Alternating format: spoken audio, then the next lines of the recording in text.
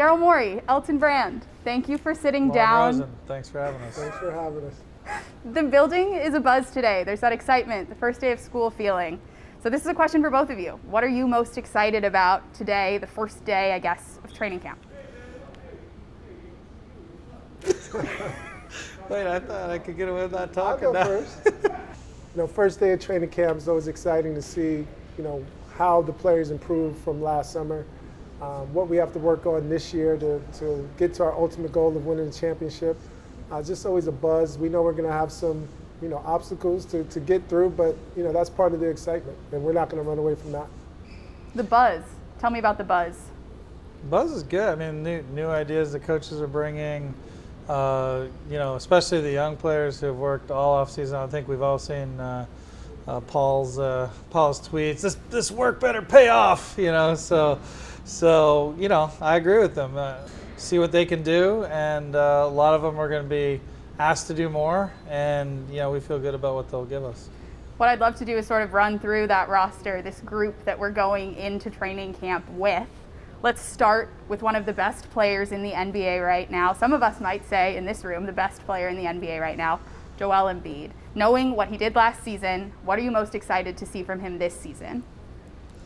Well, for me, I know how much he's worked on his game with both Doc and his coaching staff and the folks he trains with and puts in 1-2 times a day in the off season.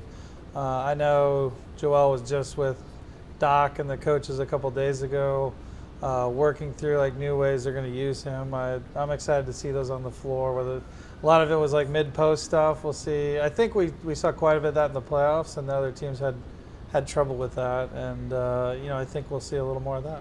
I want to also ask you about Tobias Harris, what you've seen from him. And Joel had his best season in his career last season, as did Tobias. What do you think about the way that he performed last year, and what are you excited about for his season this year? Well, he was very good, and I think I know he was working on it, but he just had his comments that he's been working on his off the dribble game, shooting.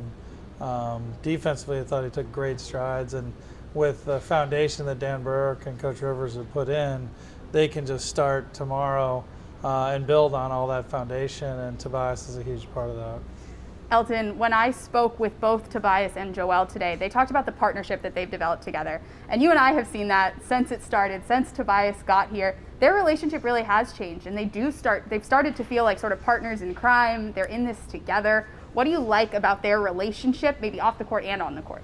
I think that helps and starts with Doc Rivers. Coach put them in a lot of sets that they can play off each other and grow that bond, grow that relationship on the court. Off the court, they get along great. But just movements where Tobias has the ball, Joel might set a pick, or Joel setting up Tobias for an open shot. So just seeing that working relationship improve over the years, it's been great to see, because as you mentioned, they both had career years. I don't think we can continue through the conversation, talk about the big guys, the all-star type guys on this team, without also mentioning Ben Simmons, who of course is a big storyline today. And I'm curious from both of you, what is your hope in the situation with Ben right now? Where are you hoping to end up with him? Yeah, no, we're hoping he comes back. We know what kind of player he is. He's second in Defensive Player of the Year, should have got it in my opinion. The impact that he has on the court for our team with Joel, with Tobias, regular season and playoffs. We wish that he comes back, and we'll see. We hope he comes back. Right now we have to focus on who we do have, and it's going to be opportunity for others, but we know what kind of player Ben Simmons is and the impact he can have for our team especially. Let's move to a different sort of segment of the roster, the young core that's growing up as 76ers. Furkan Korkmaz, who's back. Matisse Thybulle, who's still here. Shake Milton, who's grown. The ones I forgot to mention, because they're so good already. I didn't even think of them. What's interesting, I'd be curious to get your take. Furkan and Matisse both said that they're veterans now. Are we okay with that? That's more Elton than you thought. Would you still make them carry your backpack? That's the question. No, they're past backpacks and coffee, and we don't do donuts anymore, or newspapers, but they're young vets. We'll give them young, mid-range vets. So as young veterans, looking back at the growth that the two of them, let's say, have had, what are you most excited about this next phase for both of them? I'm looking forward to seeing another level, another leap. Doc alluded to it in the presser today. that young core is the hardest working core he's seen in his 20-plus years in the NBA, and it's true. They are tireless workers. They want to get better. They are improving. So I'm just excited to see how that translates to the basketball court. I think Matisse was able to show in a different environment what he's able to do, which was pretty exciting. And Furkan as well as someone who's been in different environments and also shows his versatility in those environments. We talk a lot about team camaraderie on this set when I talk to the guys. And for your information, Joel Embiid stayed up to watch Matisse Thybulle play in the Olympics. What does that say about the way that Joel is growing as a leader and the chemistry that these guys have, the bond that they have? It says a lot about Joe, his growth, and he understands the team bond and how important that is. On the court, he needs that same bond, that same energy, that same love and commitment from each other. If someone gets beat, he's going to be there to protect the rim. He doesn't get beat much, but if something happens there, his teammate has to pick him up and be there for him. And he's really grown as a leader in that way. I would say too, Elton's uniquely positioned to know his progression, having been here from the minute one and making it hard on him on the court till now. So young players, we've talked about young veterans. Let's talk to proper youngsters. Jaden Springer just had his 19th birthday. There are some other really exciting young talents here. So let's talk about the guys that are coming in for the first time, a new NBA face or a second-year NBA face, guys that you've drafted in your time here. What are you excited about for those youngsters? I was just talking to Andre Drummond, who came in the league at 17, so beat Jaden somehow, and I think Jaden's got a future where he'll be in the league 10 years later, just like Andre. Has everything that could help him, make him successful, and frankly, it was a blessing that we got him. We didn't expect that he'd be available there, and he's comes out of the gate with better defensive tools than almost any 18-year-old I've seen, and then offensively, he has a game that for sure, as he works on it, can develop. Working through this roster, we've gone from place to place. Off-season acquisitions that weren't young guys, rookies. George Niang, Andre Drummond. What do you think that those two are going to bring into this team, and why was it important to bring them in? Bringing in George Niang to spread the court, play big, play wing, really high character, high level, passer on the court, and then his shot. We can run a lot of different sets when he's out there on the court. Having Andre Drummond, a player that was, a max player, high level player, one of the top bigs in the game, to come to our team, it really means a lot. It says a lot about who he is as a veteran, and I'm excited to see him on the court in his role. And we're going to support him to make sure he shines also, because he's really a heck of a player. Philly fans get a lot of plus or minus buzz out there, but I'll be disappointed if we don't have a Niang and Andre Drummond section by the end of the year. I think they're going to be fan favorites, and I'll let you come up with the George Niang section name here, Lauren. George Niang, Andre Drummond, they've both been lovable. I agree with you. I think Sixers fans are going to really enjoy them. I don't know if lovable is what Sixers fans are going for. They might go for killer. Well, they've brought good vibes to the Media Day set. And yes, on the court, I believe you're right. We'll see that killer instinct. So once they all get to the court, they're led by sort of the third member of your leadership triumvirate, Doc Rivers. What was the first year like working with someone as decorated as Doc, and what are you looking forward to about year two? The way he positions it, the first year, he knew that it sets the base. You set the culture, you set the standard, and then the next year you would take a leap. So, Daryl talked about it in the presser today. Everyone counted us out. We were 6th, 7th. So to be the number 1 seed, that's a great, team accolade to achieve. Now we need to grow upon that. And get better, and try to get farther in the playoffs, increase our championship odds, and it starts with Doc and his leadership on and off the court. So we're excited about that.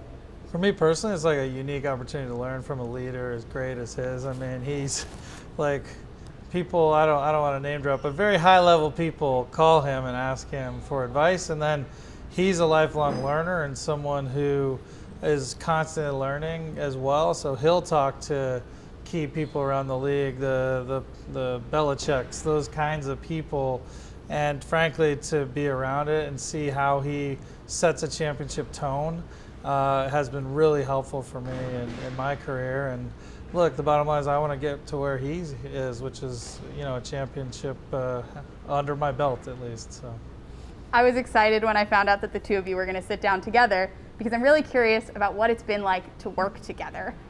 I've really admired. Terrible. It's been horrible the whole time.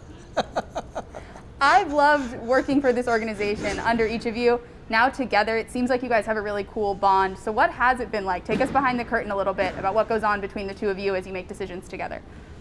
Yeah, it's been a lot of jokes, Yeah. a lot of hard work. We get along great, and our sole focus is winning a championship. My role and responsibility is to do what it takes to help us get there and support Daryl, support Doc, support the players, support the org, Josh Harris, David Blitzer, and the managing partners. So that's my goal. And when I take that step, the players hopefully see it. They see Daryl doing his role. They see Doc doing his role.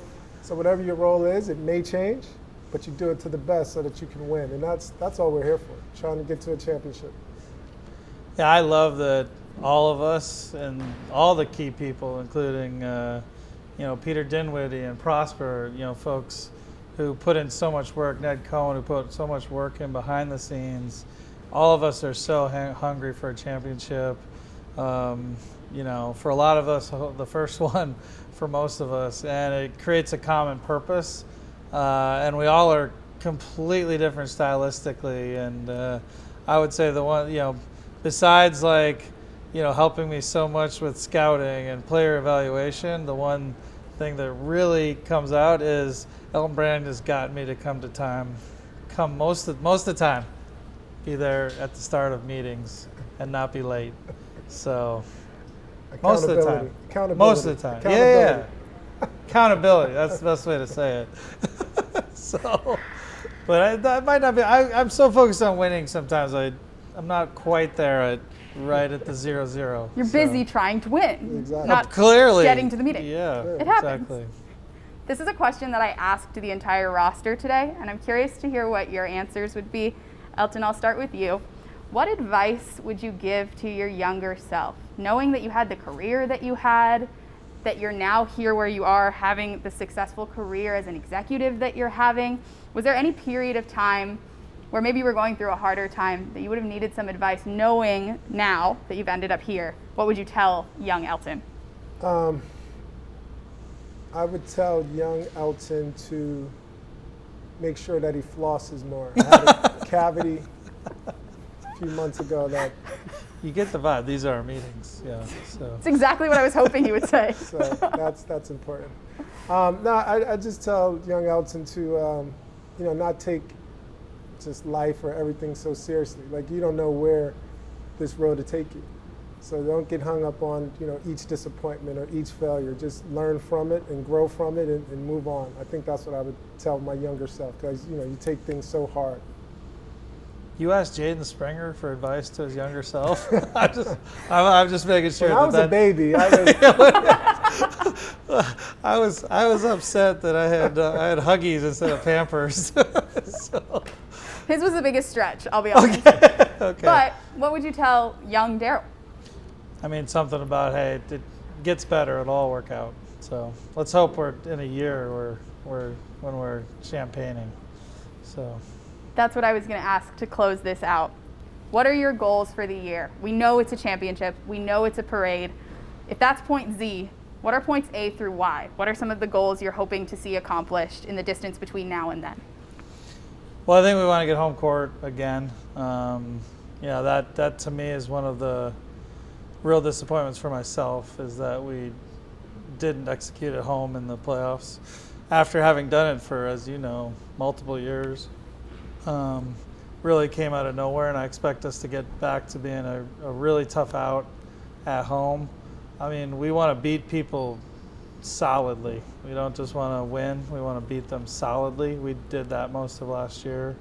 And then we want to make sure during the season we put the championship habits in and are playing a way that we know will execute well in the playoffs as well.